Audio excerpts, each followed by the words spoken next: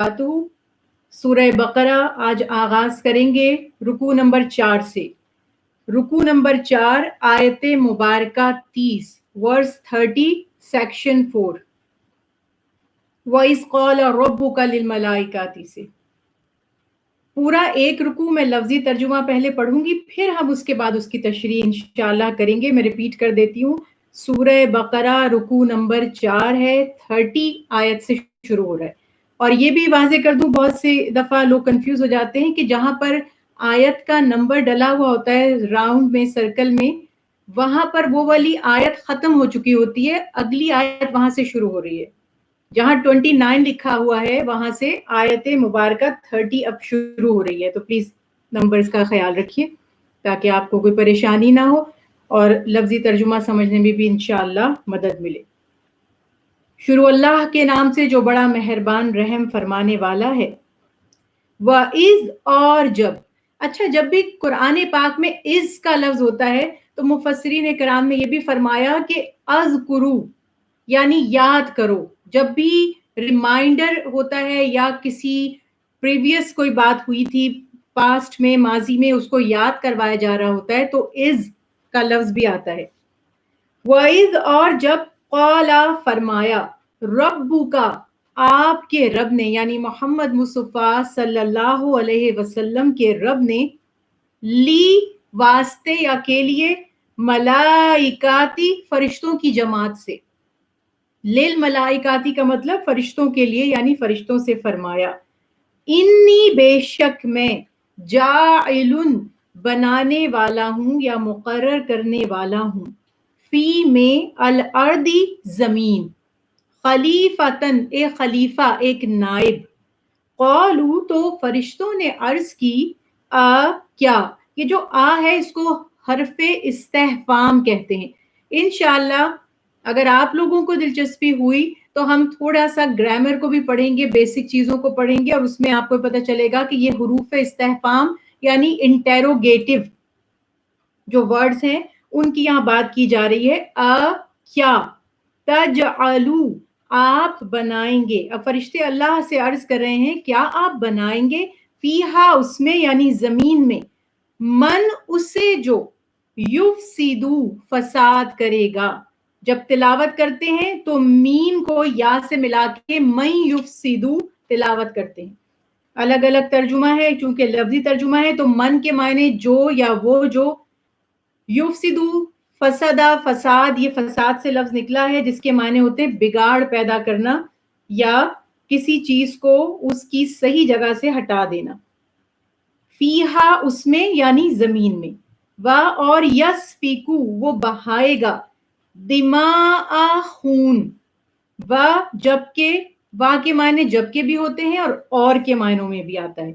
نحنو ہم، نسبحو ہم تسبیح کرتے ہیں، یعنی فرشتے بتا رہے ہیں کہ ہم تو اے اللہ ہر وقت آپ کی تسبیح کرتے ہیں، بحمدی کا آپ کی تعریف کے ساتھ، یعنی وہ تسبیح جو حمد کے ساتھ ملی ہوئی ہے، اور نقدسو ہم پاکی بیان کرتے ہیں، لکا آپ کے لیے، قولا اللہ نے فرمایا، انی بے شک میں، یہ انی دو لفظوں کا یعنی دو حروف کا مرکب ہے، انا اور یا جو ہے عربی میں واحد متکلم کے لیے آتا ہے، یعنی میں نے اگر کہنا ہے میں یا میری، تو اس وجہ سے انی بے شک میں، اللہ ارشاد فرماتا ہے، اعلم علم رکھتا ہوں یا جانتا ہوں، ما وہ جو لا نہیں، تعلمون جس کا تمہیں علم نہیں ہے، جو تم نہیں جانتے، وعلم اور سکھا دیے، یعنی علم دے دیا، سکھا دیا۔ کس نے سکھایا؟ اللہ نے۔ آدم علیہ السلام کو، الاسماء کچھ نام، کلہا تمام اشیاء کے۔ اب وہ نام کیا تھے، وہ چیزیں کیا تھی، تشریح میں اس پر بھی انشاءاللہ بات کریں گے۔ ثم پھر، عرضہم پیش کیا انہیں، علی اوپر، الملائکاتی فرشتوں کے، فقالا پھر فرمایا، انبیونی خبر دو مجھے۔ نبا کا لفظ عربی زبان میں خبر کے لیے استعمال کیا جاتا ہے، سورہ نبا بھی آپ الحمدللہ پڑھتے رہتے ہیں، اس کے معنی خبر کے، نیوز۔ इन अंबिऊनी खबर दो मुझे बी अस्माई नामों की हाउलाई इन नामों की इन अगर कुन तुम हो तुम सादिकीना सच्चे कालू तो वो बोले कौन फरिश्ते मलाइका ने अर्ज की सुबहानका पाकी है आपके लिए यानी आप पाक हैं ला नहीं है इल्म लना हमारे लिए यानी हमें तो इल्म नहीं है इल्ला मगर या सिवाय इल्ला के मायने अरबी में मगर के भी हैं और सिवाय के भी हैं माँ जो अल्लम तना यानी जितना इल्म आपने हमें अता फरमा दिया है पहले से उसके सिवा तो हम कुछ नहीं जानते इन्नका बेशक आप अंता आप ही अल अलीम बहुत ज्यादा जानने वाले। अच्छा देखिए अलीम के मायने जानने वाला इल्म रखने वाला अल अगर लग गया अल अलीम अल हकीम तो अरबी जुबान में इसमें नकरा को इसमें मारफा बनाने के लिए यानी कॉमन नाउन को प्रॉपर नाउन बनाने के लिए नाउन से पहले अल लगाया जाता है तो उसके मायने बिल्कुल मखसूस हो जाते हैं। अब हम इसका तर्जुमा यूं करेंगे अल अलीमू का कि आप बहुत ज्यादा जानने वाले हैं अल हकीमू और आप बहुत ज्यादा हिकमत वाले हैं यानी आपके हर काम में कोई ना कोई हिकमत है। कौला फिर फरमाया अल्लाह ने या आदमू ए आदम अम्बियूहुम खबर दे दीजिए उन्हें अम बी अहिम खबर दे दीजिए उन्हें बी अस्माइहिम। अब अल्लाह ताला ने पहले मलाइका से अर्ज की कुछ बातें पूछी उन्होंने कहा या अल्लाह हमें तो बस उतना ही इल्म है जितना आपने हमें बताया। फिर आदम अलैहिस्सलाम को खिताब किया कि ए आदम अम्बीहुम उन्हें आप खबर दीजिए उन तमाम नामों की जो अल्लाह ने सिखाए हैं। फलम्मा फिर जब अम्बाहुम खबर दे दी उनको बी अस्माइहिम उन नामों की कौला तो अल्लाह ने फरमाया आप क्या लम नहीं अकुल मैंने कहा था लकुम तुमसे या तुम्हारे लिए इन्नी के बेशक मैं आलमू जानता हूँ गैबा गैब यानी पोशीदा या छुपी हुई बातें अस्समावाती आसमानों की वल अर्दी और जमीन की व आलमू और मैं जानता हूँ माँ जो तुबदूना तुम जाहिर करते हो वमा और जो कुन तुम हो तुम या तुम जो थे करते थे तक तुमूना कतमा तक तुमू छुपाने के मायनों में यानी जो तुमने नहीं कहा जो तुम्हारे नफ्स में है मैं वो भी जानता हूं और जो तुमने जाहिर किया उसका भी मुझे इल्म है।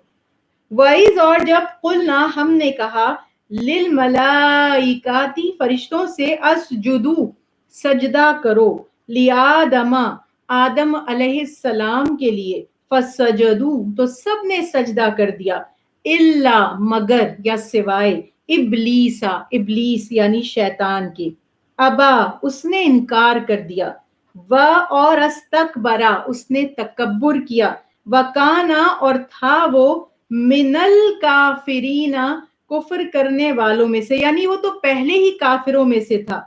व और कुलना हमने कहा या आदमू ए आदम अस्कुन रहिए आप अंता आप व और ज़ौजुका आपकी जौज यानी आपकी जौजा आपकी बीवी कौन बीबी हव्वा अलैहिस्सलाम अजन्नता जन्नत में व कुला और आप दोनों खाइए मिनहा उससे यानी इस बाग से इस जन्नत से रगदन सैर होकर बाफरागत यानी जितना चाहे खाएं हाइसु जहां कहीं से शी तुमा आप दोनों चाहें वला और लेकिन या बिल्कुल नहीं तकरबा करीब जाएं आप दोनों। अल्लाह ताला बीबी हव्वा और आदम अलैहिस्सलाम से मुखातिब है तो यहाँ तस्निया का सिगार है।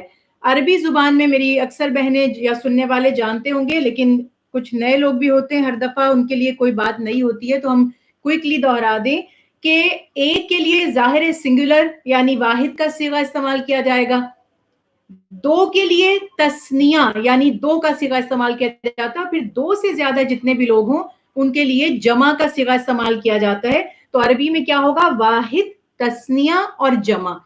उर्दू और इंग्लिश में तो होता है ना सिंगुलर या प्लूरल واحد یا جمع، لیکن عربی میں واحد تثنیہ اور جمع دو کے لیے الگ صیغہ استعمال کیا جاتا ہے. تو چونکہ خطاب آدم علیہ السلام اور ان کی زوجہ بی بی حوا سے ہے تو تقربا اور بار بار اسی طرح سے فتکونا اس طرح تثنیہ کا صیغہ استعمال کیا جا رہا ہے. اللہ تعالیٰ ارشاد فرماتا ہے کہ تم دونوں قریب نہ جانا، حاضی یہ شجرتا ایک درخت ہے اس کے، ہم اس کو فوربڈن فروٹ کہتے ہیں. اس کے بارے میں مختلف اقوال ہیں کہ وہ درخت کس چیز کا تھا، حدیث سے کچھ بھی ثابت نہیں کہ کس چیز کا درخت تھا. فتکونا ورنہ تم دونوں ہو جاؤ گے من سے ظالمین حد سے بڑھنے والے یا ظلم کرنے والوں میں سے. پس ازلہ لغزش دے دی ہما ان دونوں کو، لغزش دے دی بھلا دیا آدم علیہ السلام اور بی بی حوا کو شیطان نے، انہا اس سے یعنی جس چیز کے بارے میں اللہ تعالیٰ نے فرمایا تھا. فَأَخْرَجَاهُمَا پس ان دونوں کو نکلوا دیا، مما اس میں سے جو کانا وہ دونوں تھے فیہی اس میں. وَقُلْنَا اور ہم نے کہا اِحْبِطُوا اتر جاؤ، بَعْضُكُمْ بعض تمہارے، لِبَعْضٍ بعض کے لیے، عَدُوٌّ دشمن ہیں. یہاں سے مراد انسان کا دشمن بھی ہو سکتا ہے اور شیطان انسان کا دشمن ہے، انسان شیطان کا دشمن ہے، یہ بھی مراد ہو سکتی ہے کہ تم میں سے بعض کے دشمن ہیں.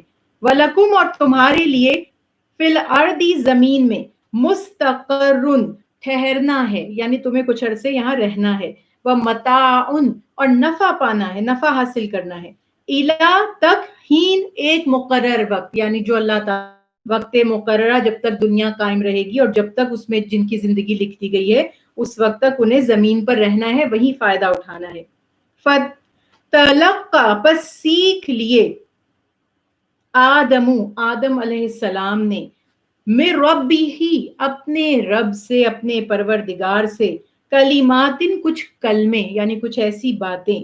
فتابہ پس توبہ قبول فرمائی یا رجوع فرمایا اللہ نے، علیہ اس پر، انہو بے شک وہ، ہوا وہی، توابو بہت زیادہ توبہ قبول فرمانے والا، رحیم بہت زیادہ رحم فرمانے والا ہے.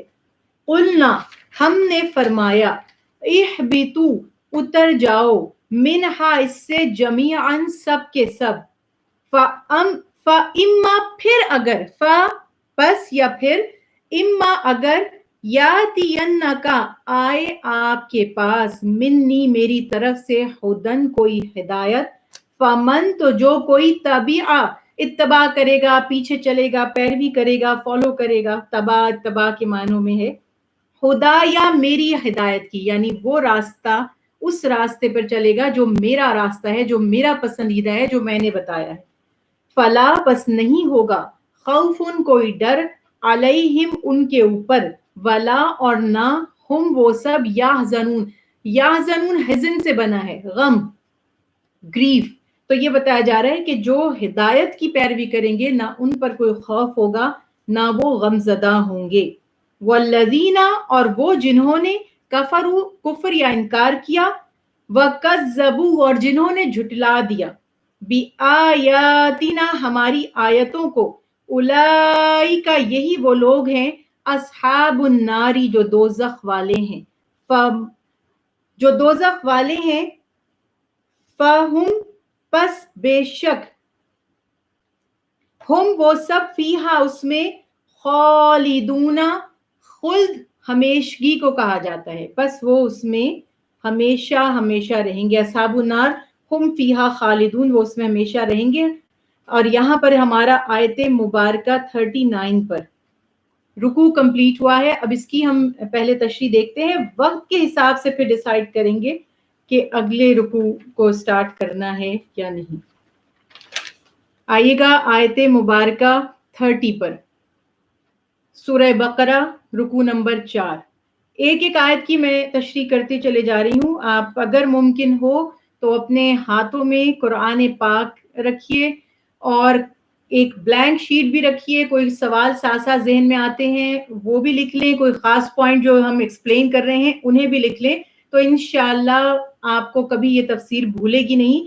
پھر جب آپ قرآن پاک سنیں گے اور پڑھیں گے تو آپ کو ایک ایک لفظ انشاءاللہ اللہ کے حکم سے سمجھ آ رہا ہوگا، اور بہت اچھا اس کا انسان کی شخصیت، اس کے کردار پر اثر ہوتا ہے جب اسے کلام الہی سمجھ آ رہا ہو تو۔ اب یہاں پر ہم دیکھ رہے ہیں گریجولی بات ہوئی تھی زمین آسمان کے بننے کی، کل ہم نے جو کلاس میں پڑھا، اب بات ہو رہی ہے تخلیق آدم علیہ السلام کی۔ ایک چیز یہاں پر میں ابتدا میں کلیئر کر دوں، آدم جو ابو البشر ہیں، تمام انسانوں کے باپ ہیں، قرآن پاک کی آیات سے اور نبی کریم صلی اللہ علیہ وسلم کی احادیث مبارکہ سے پتہ چلتا ہے کہ آدم علیہ السلام ابو البشر یعنی پہلے انسان بھی تھے اور اللہ تعالی کے پیغمبر بھی تھے۔ بعض لوگ اس پہ حجت کرتے ہیں یا آرگیومنٹ ان کا یہ ہے کہ آدم ایز اے ہیومن ہیں مگر وہ کوئی پیغمبر نہیں تھے، علیہ السلام اللہ کے نبی یا پیغمبر بھی تھے۔ دوسری بات یہاں پر یہ یاد رکھیے گا کہ قرآن پاک میں لفظ آدم علیہ السلام یعنی ایک انڈیویجول کے طور پر بھی آیا ہے اور بنی آدم کے معنوں میں بھی ہے، یعنی جب ہم آدم کہتے ہیں تو کبھی کبھی اس سے پوری انسانیت، آدمیت مراد ہوتی ہے۔ اکثر قرآن پاک میں یا بنی آدم بھی کہہ کر خطاب کیا گیا، اے آدم کی اولاد یعنی تمام انسان۔ تو یہ یہاں پر ایک بات ہے جس کا ابتدا میں وضاحت کرنا ضروری تھا۔ اب اللہ تعالیٰ فرشتوں کے سامنے تخلیق آدم علیہ السلام سے پہلے ذکر فرما رہا ہے۔ فرشتے ہمیشہ سے اللہ تعالیٰ نے سب سے پہلے فرشتوں کو تخلیق فرمایا، پھر زمین پر جنات تھے آدم علیہ السلام اور انسانوں کی پیدائش سے پہلے۔ فرشتوں کے بارے میں قرآن پاک میں اللہ تعالیٰ ارشاد فرماتا ہے کہ وہ نور سے بنے ہیں، ان میں سرکشی نہیں ہے، وہ صرف فرما برداری کرتے ہیں، اللہ کے کسی حکم کی نافرمانی کر ہی نہیں سکتے، بس اللہ کی عبادت اور اس کی اطاعت میں لگے رہتے ہیں۔ یہ فرشتوں کے بارے میں ہمارا عقیدہ بھی ہے، اس کو آپ نے ذہن میں رکھنا ہے، اس سے انشاءاللہ آپ کو آگے چل کر قرآن پاک سمجھنے میں بہت مدد ملے گی۔ میں ریپیٹ کر دیتی ہوں یہ پوائنٹ کہ فرشتے نور سے تخلیق کیے گئے ہیں، اللہ کے کسی حکم کی نافرمانی نہیں کرتے، صرف اور صرف وہی کرتے ہیں جو اللہ کا حکم ہے، انہیں اپنی مرضی کرنے یا اللہ کا انکار کرنے کی کوئی جرت نہیں۔ یہاں جو اللہ تعالیٰ کے سامنے انہوں نے انسان کے بارے میں اپنی رائے کا اظہار کیا ہے، وہ بھی معاذ اللہ نعوذ باللہ کوئی ان کا اعتراض نہیں تھا۔ جیسے انسان کے ذہن میں ایک سوال آتا ہے، ہم کبھی کسی سے کوئی سوال کرتے ہیں تو اس میں ہمیشہ ہمارا مقصد اس سوال کا کرنے کا انکار کی صورت میں نہیں ہوتا، بلکہ ہم اس کی وضاحت جاننا چاہتے ہیں۔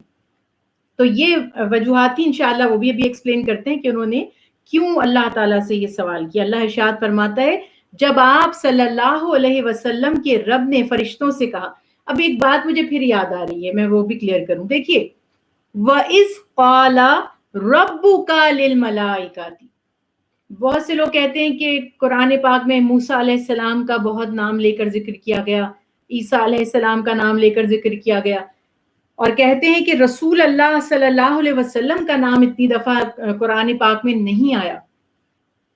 تو اب آپ اس کا جواب سوچ میں پڑ جاتے ہیں۔ دیکھیے جتنی دفعہ بھی قرآن پاک میں کہا ہے ربو کا، اللہ تعالیٰ ارشاد فرماتا ہے اپنے حبیب کو خطاب کرتے ہوئے، چونکہ آپ صلی اللہ علیہ وسلم پر قرآن پاک نازل ہوا تو سیکنڈ پرسن رسول اللہ صلی اللہ علیہ وسلم ہے، خطاب کرنے والا، مخاطب ہونے والا فرسٹ پرسن اللہ تعالیٰ ہے، یعنی کہ گرامر کے اعتبار سے۔ تو جب کوئی کسی سے خطاب کر رہا ہوتا ہے اور کسی سے بات کر رہا ہوتا ہے تو ہمیشہ اس کا بار بار نام نہیں لیتا۔ اگر آپ اس بات کو کاؤنٹ کریں کہ قرآن پاک کے ہر سپارے میں کتنی مرتبہ اللہ تعالیٰ نے اپنے حبیب کو مخاطب فرمایا، جس طرح یہ جو آپ پڑھتے ہیں نا قل هو اللہ احد، قل کہہ دیجئے کہ اللہ ایک ہے، یہ بھی خطاب محمد مصطفیٰ صلی اللہ علیہ وسلم سے ہے۔ تو میری بہنوں نے، سننے والوں نے کوشش یہ کرنی ہے، جو میں خود بھی کوشش کرتی ہوں کہ میں بھی اس بات پر عمل کروں، کہ جب بھی ایسے صیغے آتے ہیں، ایسے پروناؤن یوز کیے جاتے ہیں، تو آپ کو یہ پتا ہے کہ یہ خطاب رسول اللہ صلی اللہ علیہ وسلم سے ہے تو درود شریف پڑھیے، صلی اللہ علیہ وسلم، یہ درود شریف ہے۔ اور यूं भी कह सकते हैं सल्लल्लाहु अलैहि व आलिहि वसल्लम। तो ये हमें पता भी रहेगा कि ये खिताब रसूल अल्लाह सल्लल्लाहु अलैहि वसल्लम से है और हमें इसका बहुत सा अजर सवाब और बहुत सी फजीलत भी हासिल हो जाएगी इंशाअल्लाह कुरान पाक पढ़ते पढ़ते। तो जब आप सल्लल्लाहु अलैहि वसल्लम के रब ने फरिश्तों से कहा कि बेशक मैं जमीन में खलीफा बनाने वाला हूं, तो उन्होंने कहा कि क्या आप ऐसे शख्स को पैदा फरमाएंगे जो जमीन में फसाद करेगा और खून बहाएगा, जबकि हम आपकी तस्बीह और हम्द और आपकी पाकी बयान करते हैं। अब चूंकि इंसानों से पहले जिन्नात तख्लीक किए गए थे, जिन्नात आग से बने हैं। अल्लाह ताला इरशाद फरमाता है ना, खलक जाना मिन मारिज मिन नार, कि आग से वो बनाए गए हैं। आग में सरकशी है, बगावत है। तो शयातीन जो थे, यानी ये जिन्नात जो थे, ये इसी तरह से शरारतें करते रहते थे, खून बहा, लड़ना झगड़ना। और एक मुफस्सिरीन कराम ने ये भी रेफरेंस में लिखा है कि चूंकि अल्लाह ताला ने मलाइका से ये भी वजाहत कर दी कि इस इंसान की खूबी ये होगी कि इसमें नफ्स भी होगा, इसमें गुस्सा भी होगा, इसके अंदर ख्वाहिशात नफ्स भी होंगी, और मैं इन्हें इख्तियार भी दूंगा कि वो जिस रास्ते को चाहें इख्तियार करें। तो उन्होंने ये अज्यूम किया कि फिर तो जमीन में फसाद होगा। और बाज ने मुफस्सिरीन कराम ने यह भी लिखा कि चूंकि अल्लाह ने फरमाया कि जमीन में खलीफा बनाने वाला हूं, तो खलीफा की जरूरत भी तभी होती है जब लोगों के डिस्प्यूट सॉल्व करने होते हैं, लोगों के मसले मसाइल, वो खलीफा ही की तरफ आते हैं इंसाफ लेने के लिए। तो जाहिर है कोई किसी से ज्यादती करेगा, किसी का हक मारेगा, तो ही उसको इंसाफ का दरवाजा खटखटाने की जरूरत पड़ेगी। कोर्ट्स, पुलिस स्टेशन, ये सब यहाँ कौन जाता है? जिनके साथ कोई ना कोई ज्यादती हुई होती है, जिनके साथ कोई, यानी कि किसी किस्म का कोई क्रिमिनल एक्टिविटी की कंप्लेन लेकर जाते हैं ना। तो इसलिए उन्होंने अल्लाह से अर्ज की कि या अल्लाह, ये इंसान जिसमें नफ्स भी होगा, जिसमें शर भी है, गुस्सा भी है, ख्वाहिशात भी हैं, जिसको आप इख्तियार भी दे रहे हैं, तो ये तो फसाद करेगा। तो अगर अच्छा, और फरिश्तों को पता है कि बस अल्लाह की इबादत करनी है और कुछ नहीं करना, तो अर्ज करते हैं कि हम तो हर वक्त आपकी हम्द के साथ मिली हुई तस्बीह बयान करते हैं। आपके लिए पाकी, अच्छा इसमें दो मफहूम लिखे गए। एक है आपके लिए पाकीज़गी इख्तियार करते हैं, यानी आपके जिक्र के लिए अपने आप को, अपने जिसको कहते हैं ना तज़किया नफ्स करना, अपने नफ्स को पाक रखते हैं। और बाज मुफस्सिरीन कराम ने फरमाया कि इससे मुराद ये है कि अल्लाह की तस्बीह और तकदीस बयान करते हैं, या अल्लाह आप पाक हैं हर तरह के शिर्क से, हर तरह के पार्टनरशिप से, या किसी इस ऐसी बात से जो लोगों के बारे में या किसी के बारे में वीकनेसेस या बुराई या कमजोरी के मामले में समझी जा सकती है। तो दोनों मफहूम ठीक हो सकते हैं कि वो ये कह रहे हैं, अर्ज कर रहे हैं, या अल्लाह हम तो हर वक्त आपकी तस्बीह बयान करते हैं, आपकी इबादत करते हैं, तो क्या हमारी इबादत में कोई कमी है जो आपको इंसान को बनाने की जरूरत है? तो अल्लाह ताला ने इस पर क्या फरमाया? अल्लाह ताला इरशाद फरमाता है, इन्नी आलमू मा ला तालमून।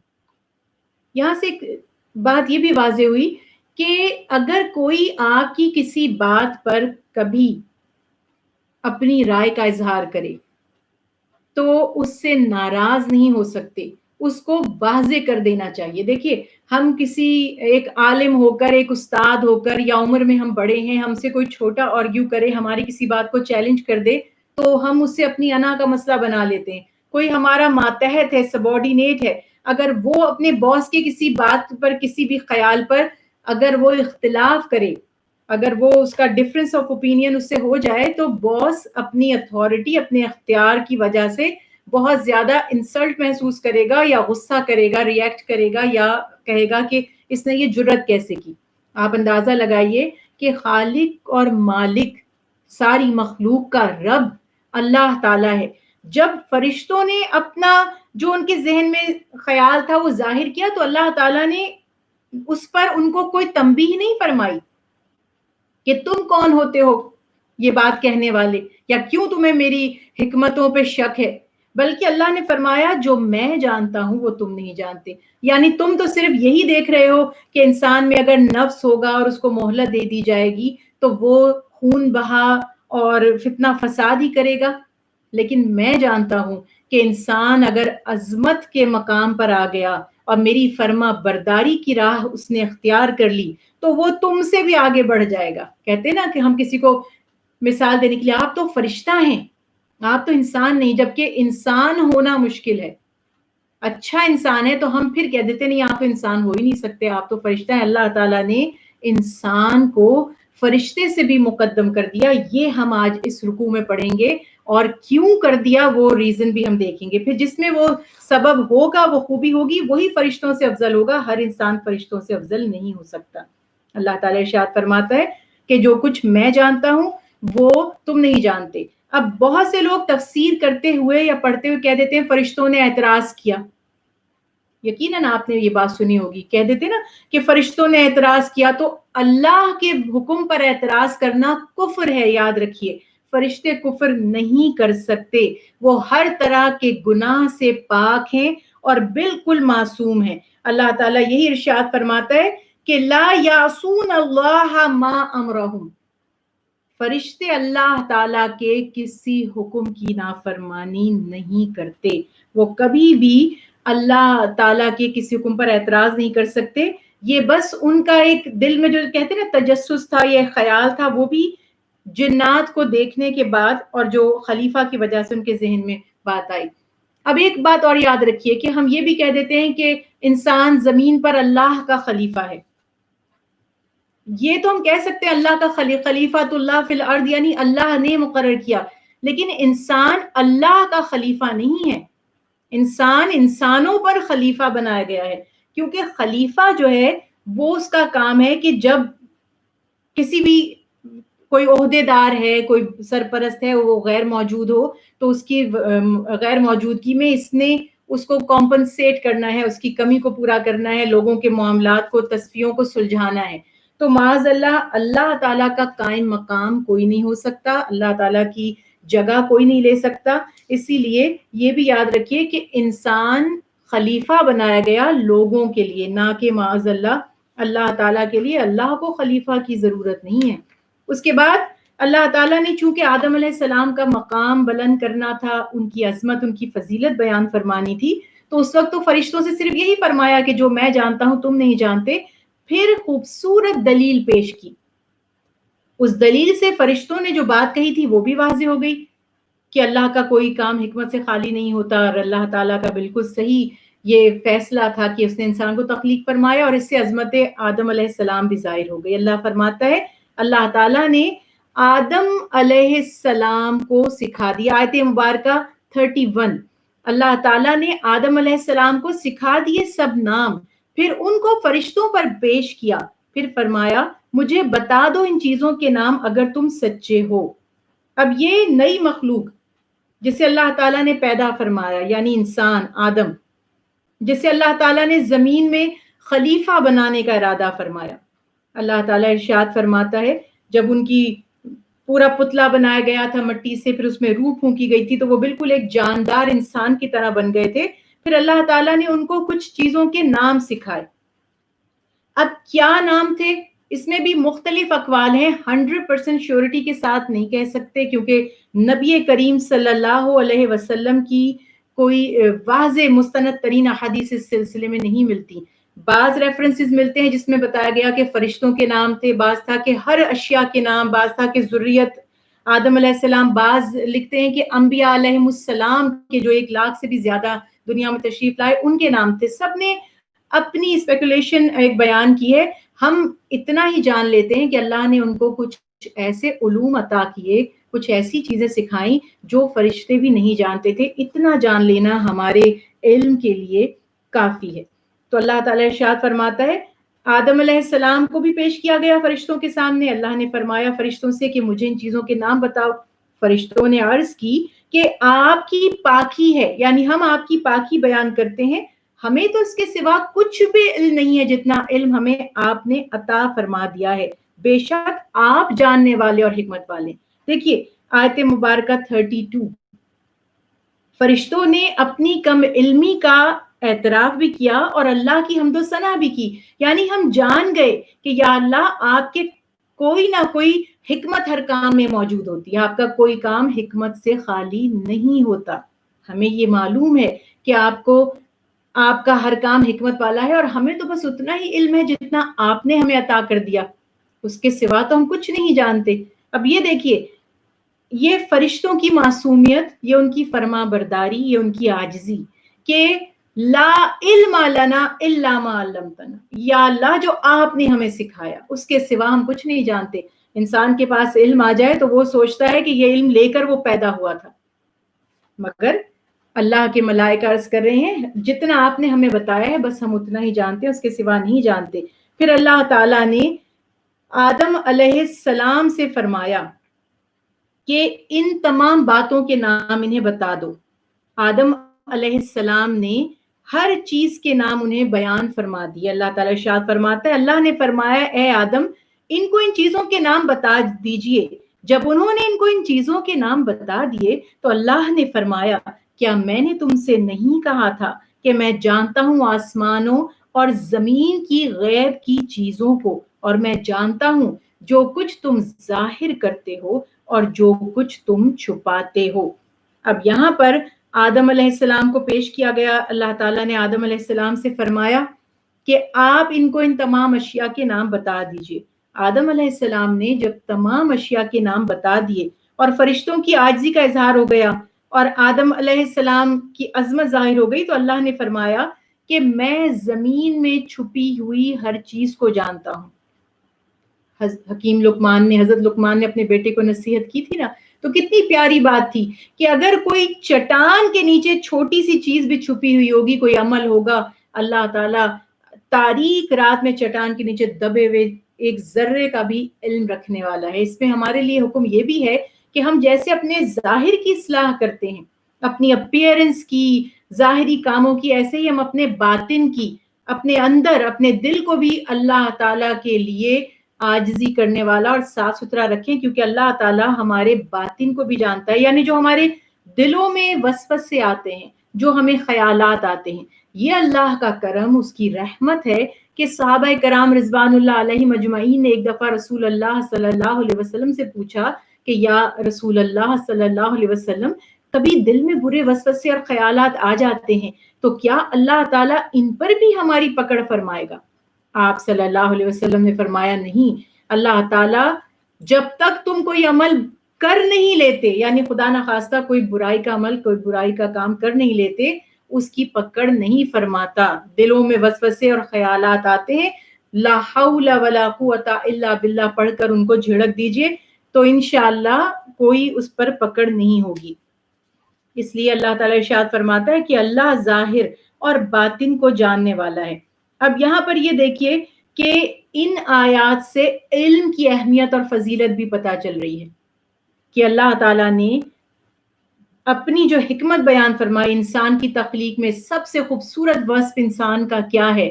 علم، جو فرشتوں کے پاس بھی نہیں اتنا علم، اور فرشتے بھی عاجزی کا اظہار کرنے لگے۔ تو اللہ تعالیٰ کا خلیفہ، یعنی کہ اللہ جس کو کہتا ہے کہ زمین کا خلیفہ بنے، اللہ کا خلیفہ نہیں، لوگوں کا خلیفہ اللہ کی طرف سے وہ ہوگا جسے علم ہوگا۔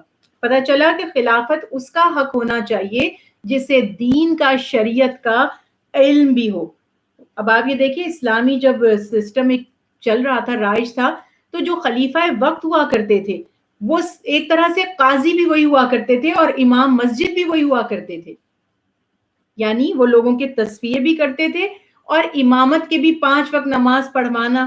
اب آج آپ دیکھ لیں کہ جو ہم میں صاحب حیثیت لوگ ہیں، یا کہنا چاہیے جو حاکم وقت ہیں، تو وہ کتنا دین سے واقف ہیں، جبکہ خلیفہ وہ ہو جو علم رکھتا ہو اور اللہ تعالیٰ کے احکامات کو نافذ کروانے والا بھی ہو۔ اللہ تعالیٰ ارشاد فرماتا ہے کہ پھر اللہ تعالیٰ نے آدم علیہ السلام کی فضیلت ظاہر ہونے کے بعد، یعنی اس علم کے بعد، فرشتوں سے پھر خطاب فرمایا، اور جب ہم نے فرشتوں سے کہا کہ آدم کو سجدہ کرو تو سب نے سجدہ کیا، لیکن ابلیس نے سجدہ نہیں کیا، اس نے انکار کر دیا اور تکبر کر دیا اور وہ کافروں میں سے تھا۔ جب آدم علیہ السلام کی فضیلت ظاہر ہو گئی تو اللہ تعالیٰ نے فرشتوں کو حکم دیا کہ انہیں سجدہ کریں۔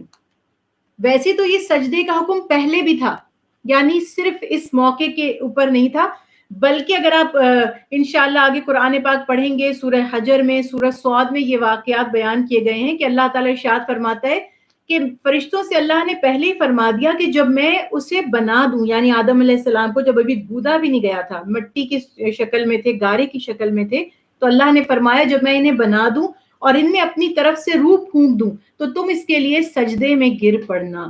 اب یہاں پر سجدے کا بھی دو اوپینینز مفسرین کرام نے لکھی۔ بعض نے لکھا کہ تعظیمی سجدہ تھا، کیونکہ عبادت کے لیے سجدہ صرف اور صرف اللہ کے لیے جائز ہے اور کسی کو سجدہ نہیں کیا جا سکتا۔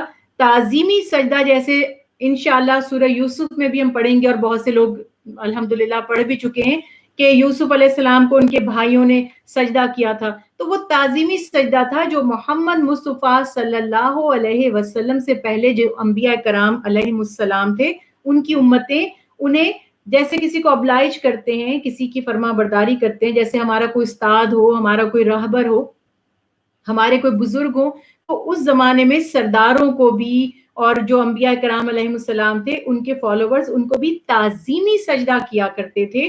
نبی کریم صلی اللہ علیہ وسلم کی تعلیمات سے پتہ چلا کہ آپ صلی اللہ علیہ وسلم نے اپنے لیے اس تعظیمی سجدے کو بھی پسند نہیں فرمایا، یعنی آپ نے فرمایا نہیں، یعنی اتنی عاجزی ہمارے نبی حضرت محمد مصطفیٰ صلی اللہ علیہ وسلم میں تھی کہ جو انبیاء کرام پہلے سجدہ کرواتے تھے تعظیماً، اللہ کے حبیب نے اس سے بھی منع فرما دیا۔ تو ایک پہلو تو یہ نکل آیا کہ یہ رسپیکٹ کے لیے سجدہ تھا، کوئی خدا نخواستہ عبادت کے لیے نہیں تھا۔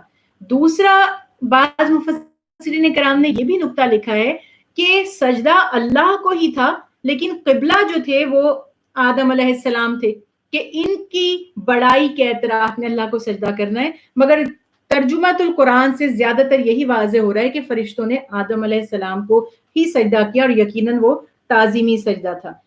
تو یہ بات یہاں پر واضح ہو گئی کہ عبادت کا سجدہ نہیں تھا، سب نے سجدہ کر دیا مگر ابلیس وہاں موجود تھا، جبکہ وہ جنات میں سے تھا اور اللہ تعالیٰ نے اس سے بھی حکم دیا تھا۔ بعض لوگ کہتے نہیں ابلیس کو حکم نہیں تھا سجدے کا، بس وہ وہاں کھڑا ہوا تھا تو رول کے مطابق اس کو بھی سجدہ کرنا تھا، لیکن قرآن پاک میں اللہ تعالیٰ ارشاد فرماتا ہے کہ اللہ نے اس سے پوچھا کہ تمہیں کس چیز نے سجدے سے منع کیا، کیوں تم نے سجدہ نہیں کیا جبکہ تمہیں سجدے کا حکم دیا گیا تھا۔ اس سے پتہ چلتا ہے کہ اس سے بھی حکم تھا جبکہ وہ جنات میں سے تھا، مگر بڑی عبادت اور ریاضت کی وجہ سے فرشتوں کے ساتھ ہی رہا کرتا تھا، اٹھا بیٹھا کرتا تھا۔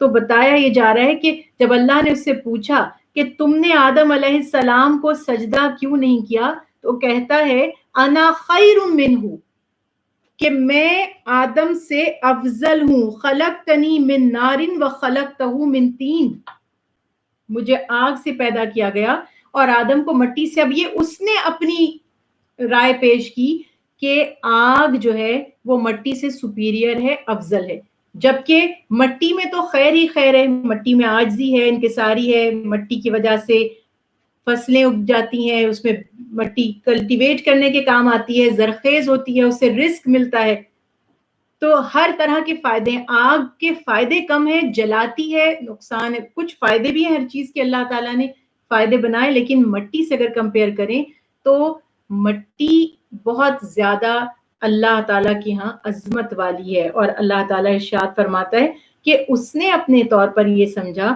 کہ میں افضل ہوں، سپیریئر ہوں، اور معاذ اللہ اس میں نتیجہ کیا نکل رہا ہے؟ انڈائریکٹلی تو اللہ پر اعتراض ہو رہا ہے نا، کہ معاذ اللہ نے غلط فیصلہ فرمایا، غلط حکم دیا کہ کمتر کو سجدہ کرنے کے لیے برتر کو کہہ دیا، یعنی جیسے ہم کہیں کہ وہ تو گریڈ 17 ہے اور میں گریڈ 21 ہوں، یا وہ مجھ سے جونیئر ہے، تو اس سے میں کیسے سجدہ کر دوں، میں کیسے اس کے لیے کھڑا ہو جاؤں ادب سے، اس کو چاہیے وہ میرے لیے کھڑا ہو۔ تو یہ باتیں یہاں پر کی جا رہی ہیں، جبکہ اسے یہ سوچنا تھا کہ اللہ کا حکم ہے۔ اب اگر وہ انکار کر رہا ہے تو دراصل وہ آدم علیہ السلام کو سجدے سے انکار نہیں کر رہا، بلکہ اللہ کے حکم سے انکار کر رہا ہے۔ تو اس وجہ سے اللہ تعالیٰ ارشاد فرماتا ہے کہ اس نے نافرمانی کی، ابا واستکبر وکان من الکافرین، کہ انکار کیا۔ اچھا، انکار کا بیسک سبب کیا تھا؟ تکبر۔ میں ہمیشہ یہ مثال دیتی ہوں کہ پہلا گناہ ہمیں جو نظر آیا اس کا سبب تکبر تھا. اس سے پہلے تو کوئی کسی نے اللہ کی کبھی نافرمانی نہیں کی نا. تو یہاں پر یہ خیال ہے کہ پہلا گناہ تکبر تھا. تو یہ ایروگنس، یہ تکبر کتنی بری چیز ہے. رسول اللہ صلی اللہ علیہ وسلم نے فرمایا کہ جس کے دل میں رائی کے دانے کے برابر، رائی کا دانہ کہتے ہیں مسٹرڈ سیڈز کو، ایک مسٹرڈ سیڈ اس کے برابر بھی اگر تکبر ہے تو وہ شخص جنت میں نہیں جا سکتا. اللہ کو تکبر اتنا زیادہ ناپسند ہے. اور اس کے برعکس یعنی اس کا جو اپوزٹ ہے وہ ہے عاجزی، ہمبل رہنا، ڈاؤن ٹو ارتھ رہنا. یہ اللہ کو بہت پسند ہے. اور جو جتنی عاجزی کرتا ہے اللہ اس کا مقام اور مرتبہ اتنا بڑھا دیتا ہے. اور جو جتنا تکبر کرتا ہے اللہ کے ہاں اس کا مقام اور مرتبہ اتنا ہی نیچے گر جاتا ہے.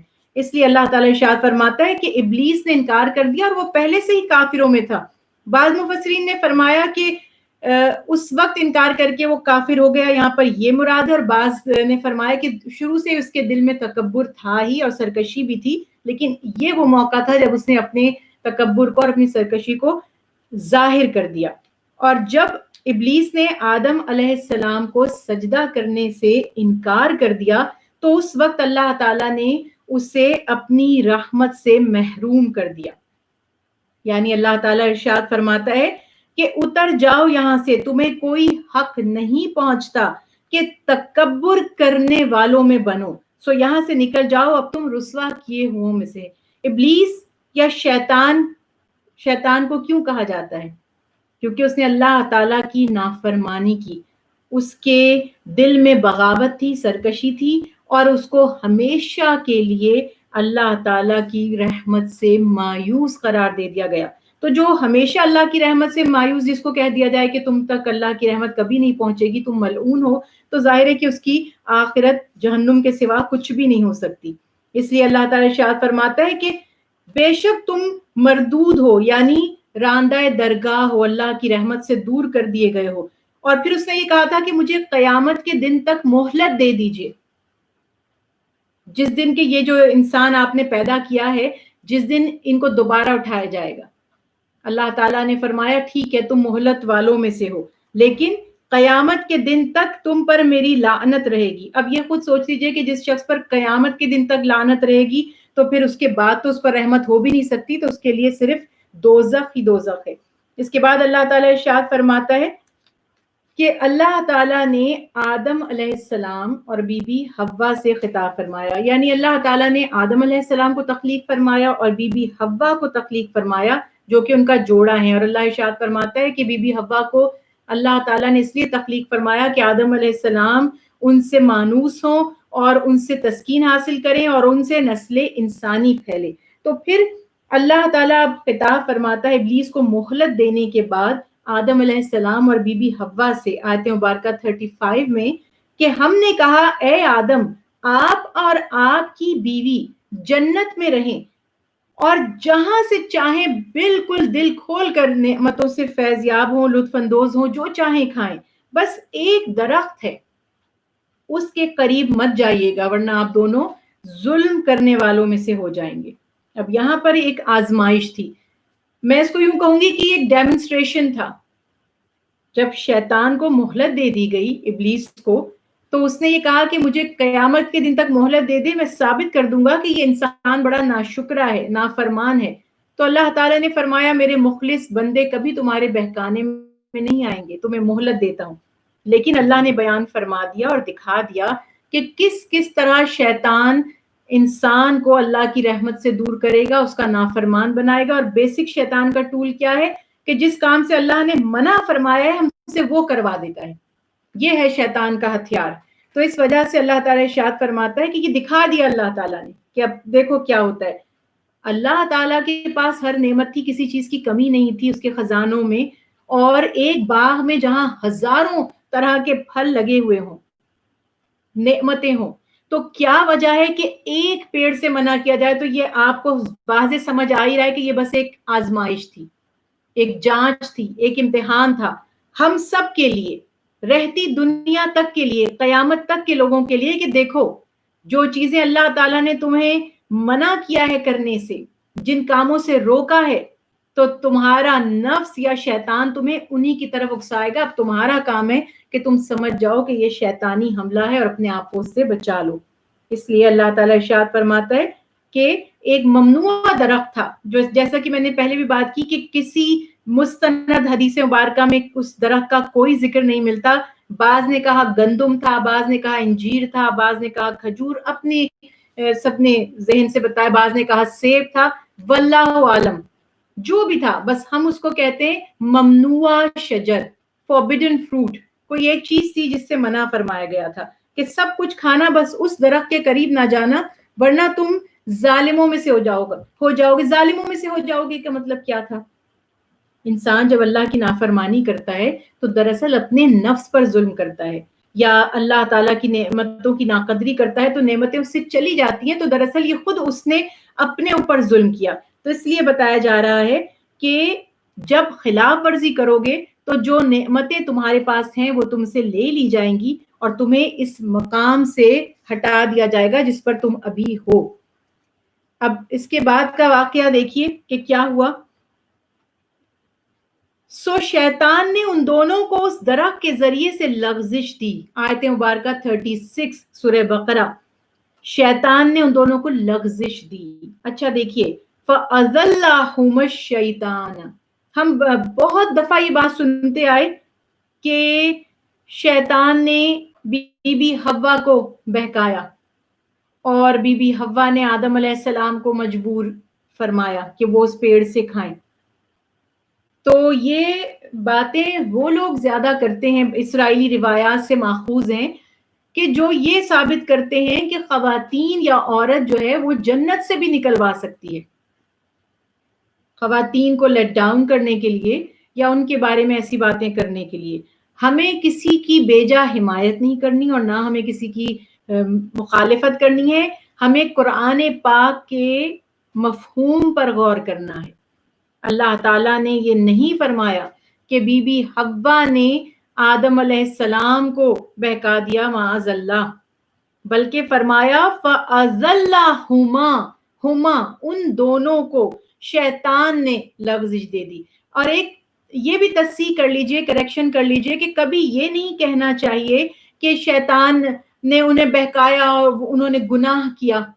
آدم علیہ السلام اور بی بی حوا کے لیے کہیں گے کہ لغزش دے دی، یعنی وہ بھول گئے، شیطان نے انہیں بھلا دیا کہ یہی وہ شجر ممنوع ہے جس سے منع فرمایا گیا تھا.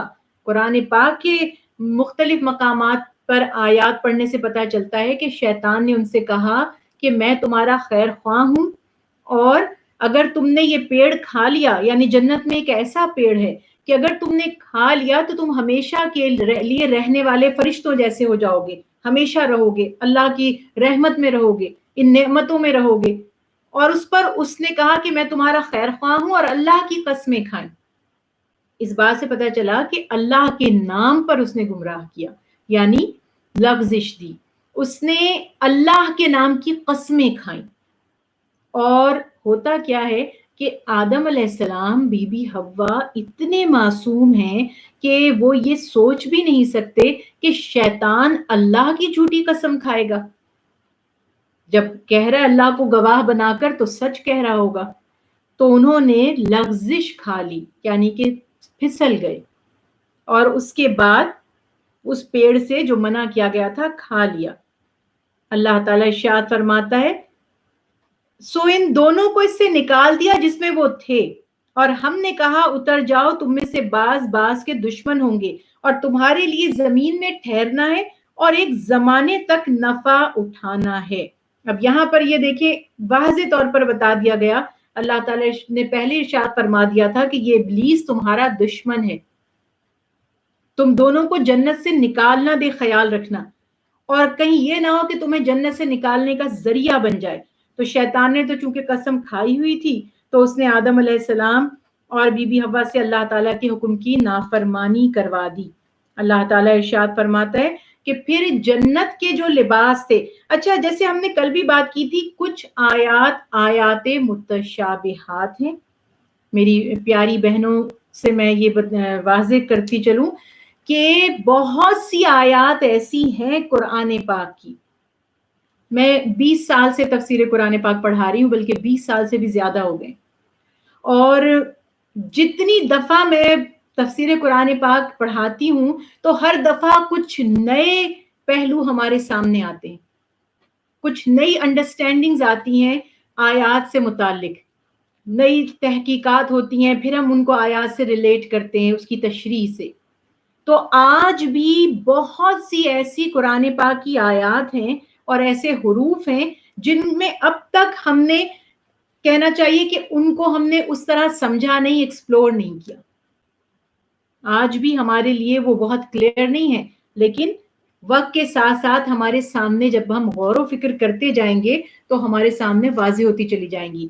جنت کا لباس کیا تھا، اس لباس کے اتر جانے سے مراد کیا ہے، کیونکہ اللہ تعالیٰ نے تو لباس تقوی کو بھی کہا ہے نا قرآن پاک میں کہ بس لباس التقوی ذالک الخیر، بہترین تقوی کا لباس ہے۔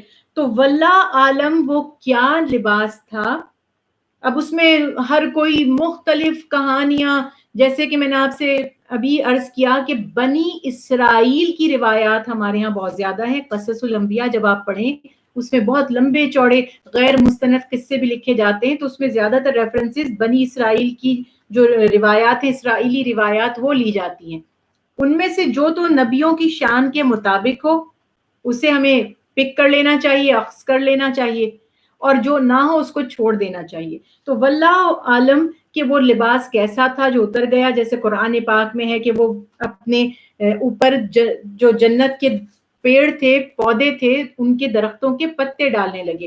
اب یہ اصل بات کیا تھی یہ تو اللہ ہی بہتر جانتا ہے، لیکن بظاہر جو تشریح لکھی جاتی ہے وہ یہ تھا کہ جنتی لباس، ان کا سطر جو چھپا ہوا تھا وہ ان سے اتر گیا اور وہ حیا سے اپنے جسموں کو چھپانے لگے اور جان گئے کہ ہم سے اللہ تعالیٰ کے حکم میں کوئی لغزش ہو گئی ہے۔